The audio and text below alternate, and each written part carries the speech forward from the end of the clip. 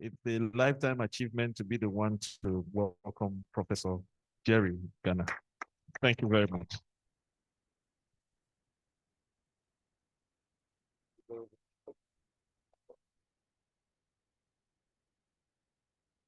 Yes, we can be on our feet and honor God's servant. Thank you very much. Thank you very much. Thank you. Are you taking care of it? I don't want to throw it away. Okay. Okay. No. You're going to intimidate me. There is a citation, and please, let's do that. Thank you, sir. We have a brief citation of Prof. So, he's the only one standing. No, please consider. Yeah. And possibly myself. So, in fact, it's important.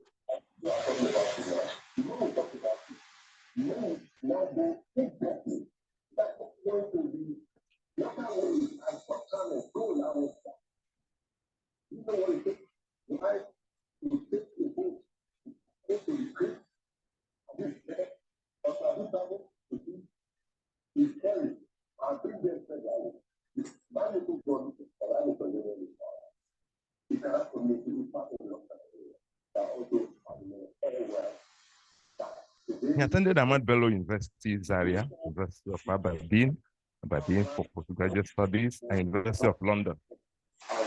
He has many honors and distinctions. Professor Jerry Gana started as a lecturer in the same university he attended, ABU Zaria, and rose to be a professor in October 1985. He pioneered establishment of economic geography, regional development, road development, and urban regional planning. This depth of knowledge prepared him to be one, consultant on national housing policy to Federal Ministry of Works and Housing in 1985, consulting director in the Directorate of Food, Roads, and Rural Infrastructure, chairman Directorate of Social Mobilization, MAMSA, 1987 to 1992, director Community Banks Implementation Committee, Minister of Agriculture and Natural Resources, 1993-1994, Minister of Information and Culture, 1994-1995, Minister of Cooperation and Integration, Minister of Information and National Orientation, 2000 to 2003, Political Advisor to the President, 2003 to 2006, attended many conferences in all parts of the world, Foundation Secretary of PDP and First Secretary of the BOT, Pro-Chancellor and Chairman of the Governing Council of University of Lagos for 4 years, Pro-Chancellor and Chairman of the Governing Council of University of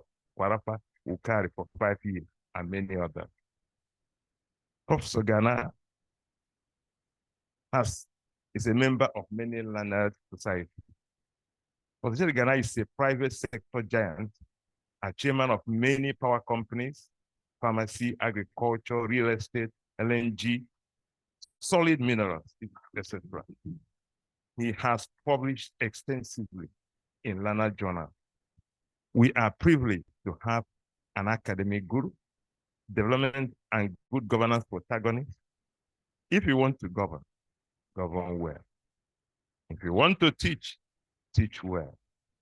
He's in our midst today to deliver the keynote address to all. You are welcome, Prof. Thank you very much. Kindly join me. Put your hands together for you insisted. Can I hear you put your hands together? Thank you very much. I appreciate it. Oh my goodness. The continental chairman of this wonderful Africa Kingdom Business Forum, and my very, very good friend and tremendous partner. He's a facilitator, somebody who encourages, somebody who he never gives up. When I grow up, I'd like to be like you. Kindly join me. Put your hands together for the continental chairman. Thank you very much, sir. When I walked in here this morning, I was about to ask them, are we back in church? Also, my Sunday school teacher wonderful teacher of Sunday school. She's so excellent. Please put your hands together. And my seat partner, we are always on the same seat in church. And I saw him, then I saw someone who is the prayer warrior. so, so I felt at home. I said, well, I don't feel intimidated. Thank you very, very much. I want to also really address you now as the head and program coordinator for the Center for Good Governance.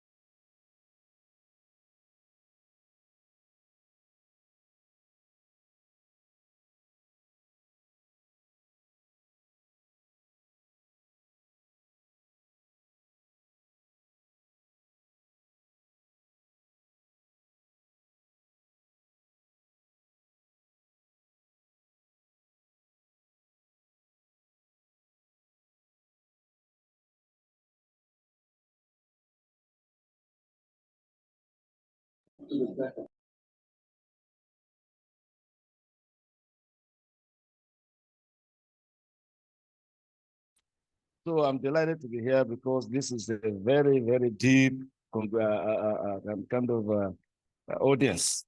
And I want to thank you very much for the honor. At the restoration of democracy in Nigeria, which our facilitator reminded us of earlier on, we had the honor as Minister of Information then to draw serious attention to the vital linkages between democracy, good governance, and sustainable development. Three very powerful concepts in governance. Democracy, the process of changing and electing leaders. Good governance, the process of bringing good things to happen in society. And sustainable development, which is the key goal of society. Whereas the primary duty of democracy is to elect fresh leaders, maybe good leaders. Good governance by such elected leaders is supposed to bring into being transformation and development. Good leadership is extremely vital in this whole process because to achieve development is very, very difficult. To achieve development, leaders must actively implement good programs over a period of time, not just once in a while. It has to be sustained. It has to be properly done. And that intensity of effort is extremely important if you're about to bring into being the development process. Thus, development is not easy to achieve at all. Leaders must wisely select a set of good programs and then proceed to achieve the word tirelessly implement such good programs for the good of the people. Unfortunately, not only here in Nigeria, but elsewhere, democracy does not always succeed in producing good leaders. This is the difficulty about democracy. It's the best form we find, but it's not the best way of selecting leaders. Serious. And this is part of the problem we're having in Nigeria. Democracy certainly is advanced. Electoral process, we see it go through the game, but we don't always succeed in bringing about good leaders. And we go through so many processes. I put one of our key leaders when I tried to be president of Nigeria going around, and he prayed with me, and he now confessed. Say, my dear brother, if we are the ones to choose, if it were left to us to choose, we know who should preside over Nigeria. But we are not the ones, but it's democracy. And the thing we don't understand about democracy is that it keeps turning out all sorts of people who are not supposed to be in there. And this is true. Sometimes we feel very embarrassed by the results of democratic elections. I don't come from Kogi State, but those of us who come from nearby and they look at them, because so many friends from Kogi, we feel very embarrassed by the fact that they're not too young to run, not too young to run. And he ran, and he collapsed, and is now running away. And when things are being said about that young man, we feel tremendously ashamed. But the other day I was defending the youth. I said, not all youth are that way. There are very good youth. It's just that we are not finding the way of throwing them up to really come into governance. Remember, when our very dear friend, now father of the nation, General Yakubu came to govern Nigeria, he was 31. And he did very, very well. The then governor of Rivers was 24. And he governed excellently. When you look at them, General Obasanjo was president when I came in. When he was first president, he retired as the first head of state at the age of what? 40. Nearly just 40. He was retiring in 1979. Youth have governed this country before. And they did very, very well. And we look back and we see that they did well. Something happened to a generation of youth. This is not the occasion for it, but we have to, we have to look into that, because believe you me, maybe one of the issues you have to look at in your various programs. Parenting in Nigeria has become a very serious problem. Parents have lost interest. Parents are no longer bringing up the children the way, because the children are now being brought up by the social media. They don't even refer to us anymore. I thank God I'm not raising any child at this time. I pity parents that are raising children under this environment. It is very tough. May the Lord help you if you are raising children now. You didn't hear me. So, therefore, I'm just saying that there's a few things we're going to say here. Don't forget about Nigeria. Don't think that it's a difficulty of democracy anywhere. You need to go to one of the oldest democracies in the US. You hear what they are saying about the democracy. Tell you what happened 2020. Have you been? So democracy has a problem. The best form of government will be managed now. And we hope that we'll refine it to be able to really bring about good leaders. So unfortunately, democracy, therefore, does not succeed in producing good leaders due to the pressures of so many factors. And I don't intend to go into them here now. Society can thus be faced with a variety of governance practices. Scholars have observed a relentless competition for scarce resources, incremental gains, and a focus on maintaining the status quo instead of driving change and transformation. The Blue Ocean Strategy, which you center on in this center, the Blue Ocean Strategy framework offers a compelling alternative. It urges us to transcend the limitations of existing systems by seeking uncontested spaces of innovation and value creation. This necessitates a paradigm shift in how we conceptualize governance and how we engineer national progress. How then can Blue Ocean thinking be applied to the Nigerian governance situation, particularly in the face of a very serious problem of corruption, the challenge of corruption in Nigeria? In seeking a viable answer to this question of what should be the kind of way we should be thinking of this new strategy, we should consider the following matters. One, prioritizing the undeserved or the underserved. Blue Ocean principles dictate a focus on those marginalized by conventional systems. Corruption drives and thrives in the shadows, preying on the most vulnerable. By prioritizing the underserved through improved service delivery and resource allocation transparency, we can eliminate breeding grounds for corruption and corrupt practices. Secondly, maximizing impact and minimizing waste. Wasteful practices and a lack of transparency create fertile ground for corrupt behavior. Blue Ocean governance demand a closer focus on value innovation, achieving more with less by optimizing resource utilization and eliminating wasteful bureaucracies. Three, citizen-centered governance. Traditional top-down governance models often lack accountability and create opportunities for rent-seeking behavior.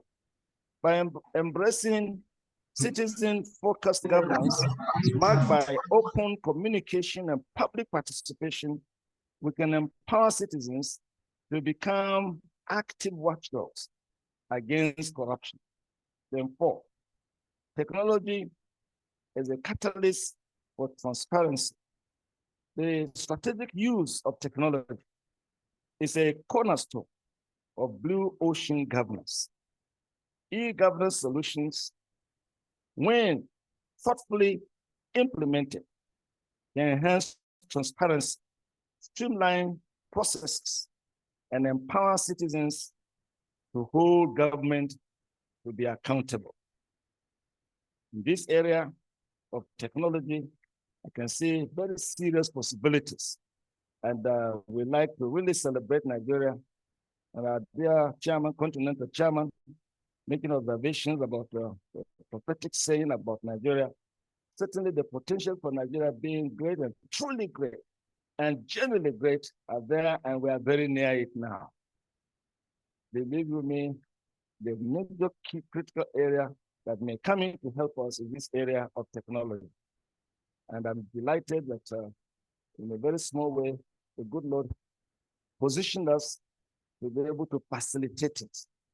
When I served under President Obasanjo as, first of all, Minister of Cooperation and Integration in Africa, and then Minister of Information and National Orientation, we had only in 2000 and 2001, the total number of telephone lines in the whole of Nigeria was about 500, not even up to 500,000 lines.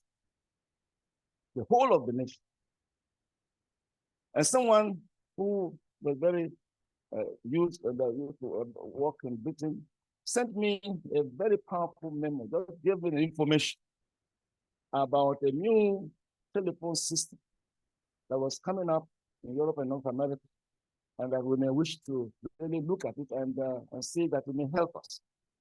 It was the GSM system. Got the information, read it, got excited, did a memo to the president directly. I wasn't Minister of Communication, Minister of Information. The initiatives are extremely important. I took the memo to Mr. President, and one of the things I salute President Obasanjo for is that the man of courage who is able to take decisions. Leaders must take decisions. This is one of the problems of the Federal Republic of Nigeria. And that's why we salute the man who is there now. Leaders must take decisions. The other, I don't want to be critical because I'm on one side of the politician, but on this one, I'm on neutral ground. But you know, we wasted 8 years. The truth is told. We didn't know where we were going. It was really bad. It was very difficult. It was very tough. And they wouldn't even listen. You know, leaders, if you don't know what, at least you listen. They didn't know where they are going, and they will not even listen. I come from a state where one of them was governor. You know, he's now in the Senate. I don't know what he did. For 8 years. Absolutely. I couldn't even go to my city, my town. You know, I mean, if I had to go, even right now, that's still difficult. Just driving on the road is so bad, so I can't get there. Go through Mina, difficult. Go through, you know, I come from Bida.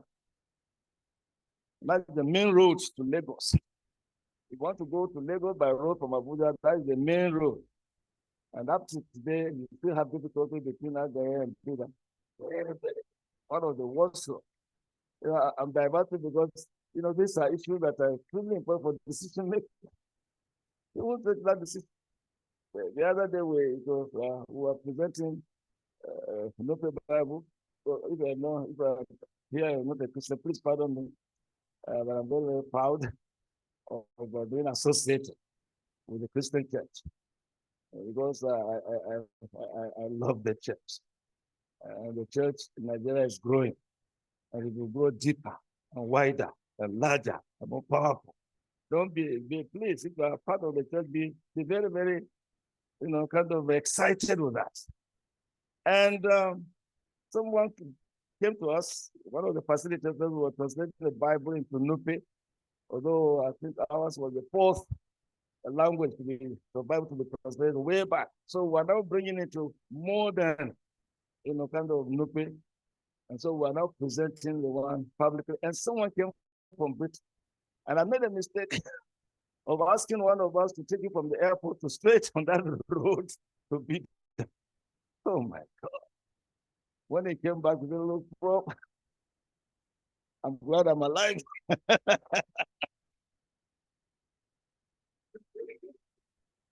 But we have to, this is where vehicles, I mean, bringing in things to Abuja, that's what they're always on the road, all those people. Sometimes Bida is blocked, they can't even pass. But I'm back to my story about the telephone line.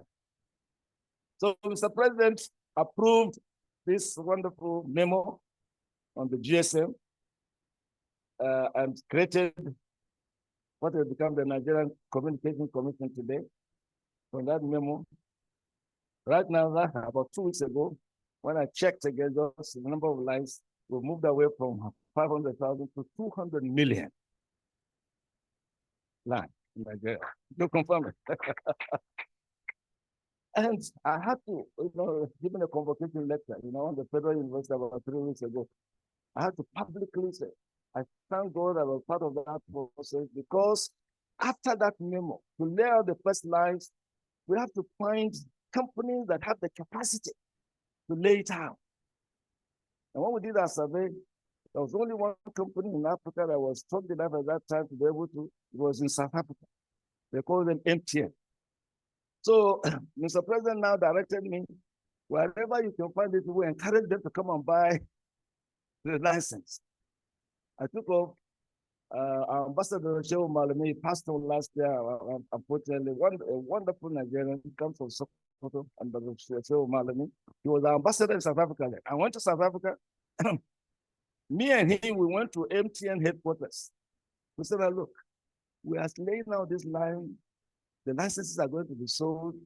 We think you should go and buy because we cannot give that. You know, you have to come and compete.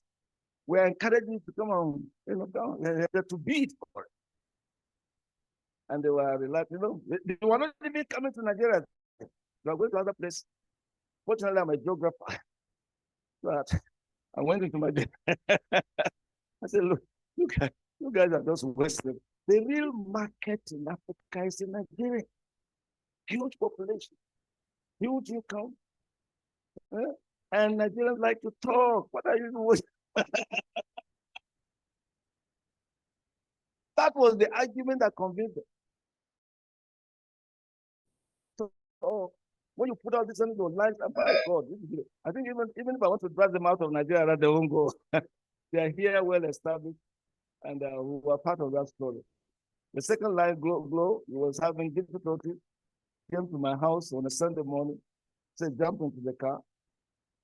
Came in, you know, the Glow people, they were bidding for the second line. After the first one had been taken by MTN. And they were also bidding, but they didn't know how to go about it.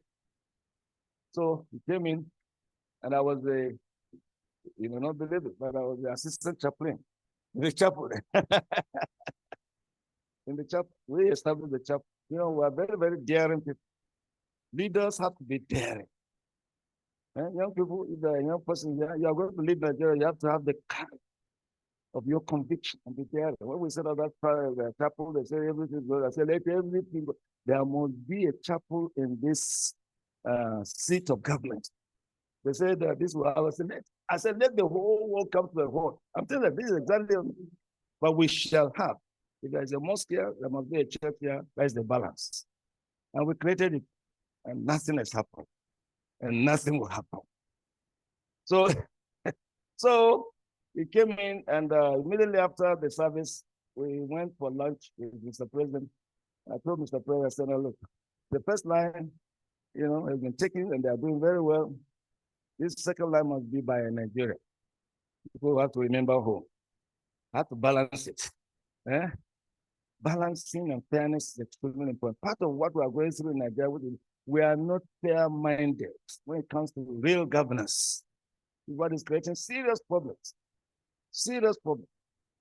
So you may think that some of us were not, they say, why are you creating trouble? No. We are fair-minded.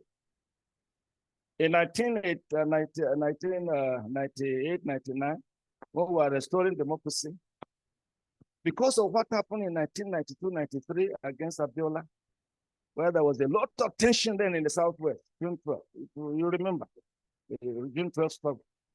We were the ones who, thank God for people like Chief Solomon and others, we agreed that none of us, however qualified you are, you must be the best in the whole world.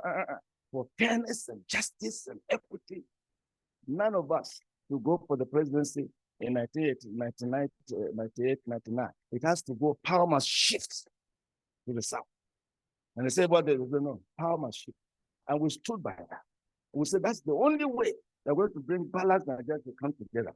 I want to say, we thank God we stood our ground because Nigeria is stabilized. Whatever you may say about Nigeria. Because at that time, there was so much tension. The East wants to grow, the West wants to grow, everyone wants to go, even the Middle Belt. And there was a key leader in the Middle Belt. They were telling us we should also pull out. Let's pull out to go where? The whole of the Federal Republic of Nigeria was created for the minorities. You study your history. I said, if we go, where are we going? The whole of this arrangement in Lokoja, you study your history. When Nigeria was put together by Lugard in Lokoja, they signed something. It was signed because of us. The small groups. But we have to be fair, so let me appeal to the big groups. Yes, and they are represented here. Big group. You have to remember there must be justice and fairness and equity. So when it came back this last year, the Nobel part is done in 8 years, and then it should shift. People say they don't want to shift. I said, no, you can't do that. That's why we stood. I stood against the party we created ourselves. But when it comes to the truth, you stand firm, resolute. Don't allow things to go wrong. So I'm glad that Southern has won, whatever you may say, because there has to be fairness and justice and equity. So technology, therefore, is going to help us. And this area that I'm very, very delighted about, I also work with the internet as Minister of Information. I discovered through another memo somebody sent to me that the internet was going to be very powerful. That was in 2001.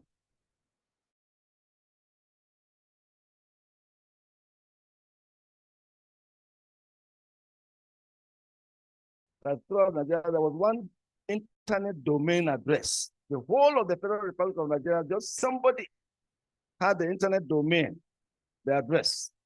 And she was at that time at Yaba College of Technology. So I went to Mr. President, please authorize me to appoint this resource person as a director of the internet program that I want to start so that I can move the person from the Yaba College of Technology to Abuja. He said, Jerry, approve. Please put your hands together for Obasanjo. is it? It's very good. Approve. Approve the person here, put at the center people, they campaign, they say, how can you? And she's intelligent, she's brilliant, and she knows exactly what we want to do. So we set up a center for internet program, had a classroom like not even bigger than this. That's why the internet thing started in Nigeria with young people. Later on, they now have communication set up a bigger kind of institute. But that's why it started. And she did very, very well. She was going to become a pump secretary, a big lady. But what I'm saying now, she cooperated with us to really give the young people. And young Nigerians are now empowered. The good news is that young Nigerians are now about to rule the world in this technology. Just about 2 weeks ago, one of them who is heading one of the key in the US was visiting and said, look, one of the joys of a teacher is to see your student go higher than yourself.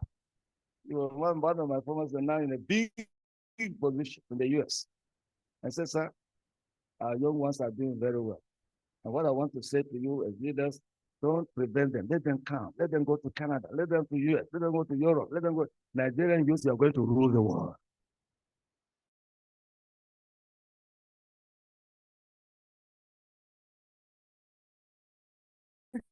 The reality we are facing is that the populations in Europe, in Canada, in North America, in Japan, what is characteristic about them?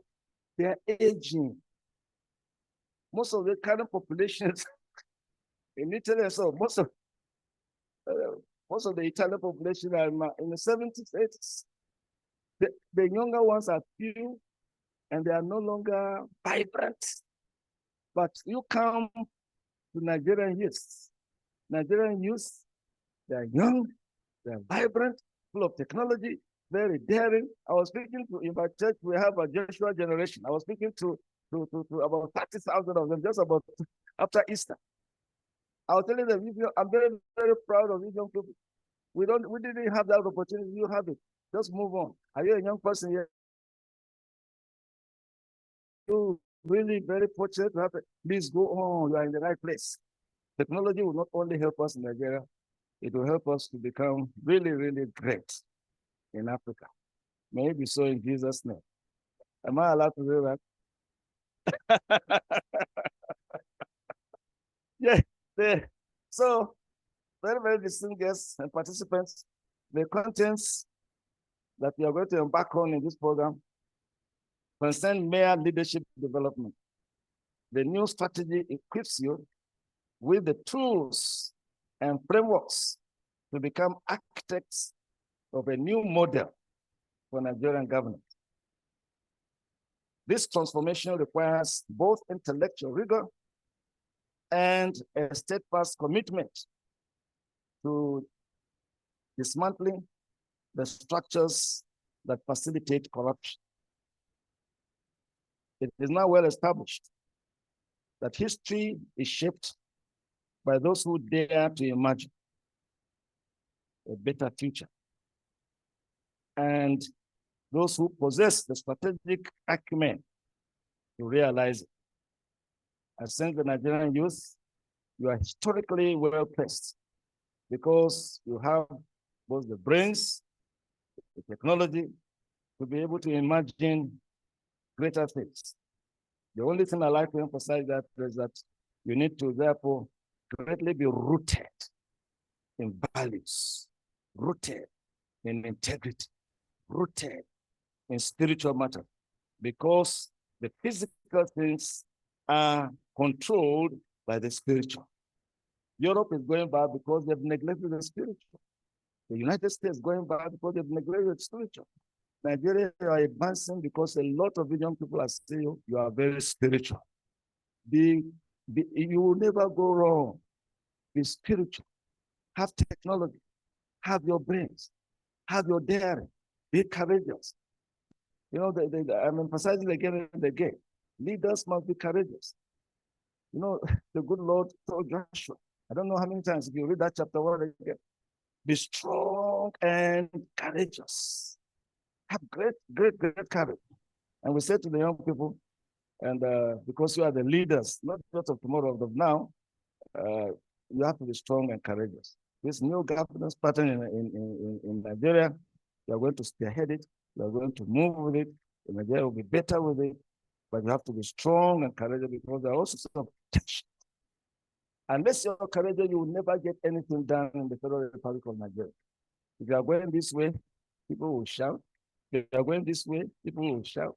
If you are going to the back, people will shout. If you don't have courage, you just be going around in circles. If you want to make a move in Nigeria, you have to know exactly where you're going. You have to have the strength of character and the tenacity to keep going, keep going, keep going. And someday you succeed. Thank you very much for your attention.